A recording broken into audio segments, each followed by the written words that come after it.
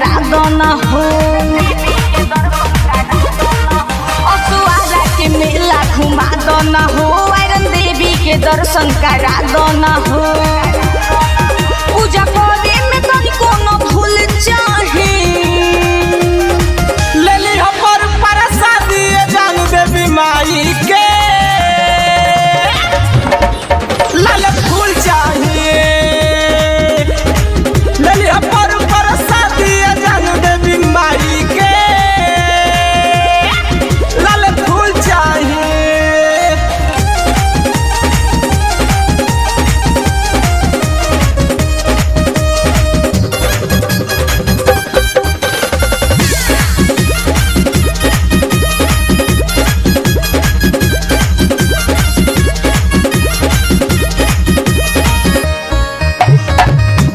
पटना पटन देवी बाड़ी, देवी माई के चढ़ावे के साड़ी।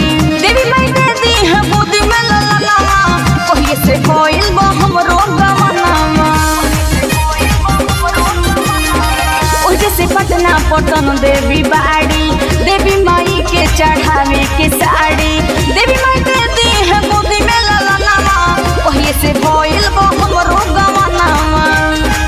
भरी तो सही तू सही घुमावो न हो, देवी माई के दर्शन करावो न हो। कोनो त्रुटि न पावर फूल चाहे, ले ली पर प्रसादी जान देवी माई के, लाल फूल चाहिए। ले ली पर प्रसादी जान देवी माई के, लाल फूल चाहिए। बोले बोलो मैहर वाली मैया की।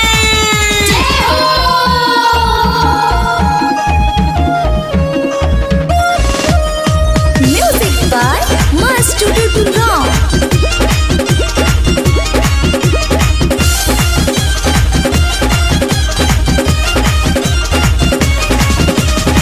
श्रद्धा से माई के पूजा करेनी, भर नवरात नय सही रहेनी।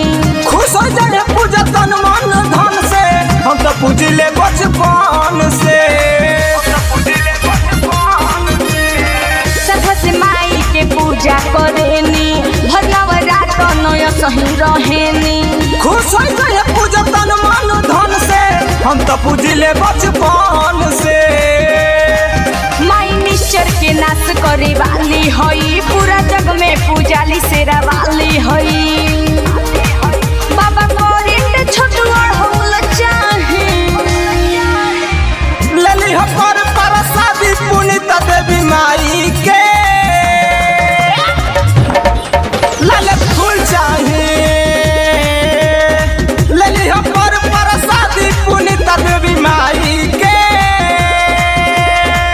लाल फूल चाहिए। असुआरा के मेला घुमा दो न हो, आयरन देवी के दर्शन करा दो न हो।